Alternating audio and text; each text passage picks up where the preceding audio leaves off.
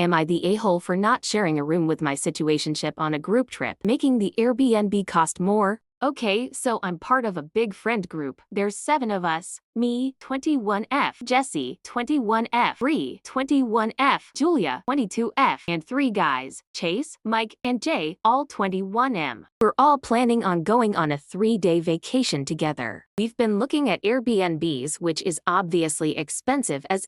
Here's how it breaks down. Jesse and Chase are dating, so they're sharing a room. That leaves 5 of us. Now, while Mike and I do have something going on, we flirt, we've hooked up a few times, we cuddle here and there, we're not together. Now everyone's pushing for Mike and I to share a room too, since Jesse and Chase are. They're trying to book a 5-bedroom Airbnb, which would cost about $200 per person for 3 nights. If we go with the 6-bedroom they found, so I can have my own room, it jumps up to $450 to $500 per person. They're saying if I don't want to share with Mike, I should cover the difference, like it's my fault the trip would be more expensive. To make things worse, Mike has no issue sharing, so now I look like the only one, making it difficult. They've literally said, you and Mike sleep together all the time, so why are you making it a big deal now? And I get that I think it's no different, but it is. There's a difference between choosing to sleep over versus being locked into a shared room for 3 nights in a row on a trip where I might want my own space. Like, yes, maybe Mike and I would end up in the same bed one night, but I want the option not to. I want to be able to go to sleep alone if I feel like it. That's not asking for anything special. That's basic comfort and boundaries. They're calling me selfish and saying I'm messing up the vibe, but honestly, I feel like I'm just setting a reasonable boundary. I'm not asking for anything more than anyone else. I just don't want to be the only one forced to compromise my space or pay extra for it. And honestly, the more they keep pushing it, the more I just don't even want to go anymore. It's starting to feel less like a fun trip with friends and more like a situation where I'm the problem just for having a boundary. Every time I try to explain how I feel, they twist it like I'm being dramatic or trying to ruin things for everyone.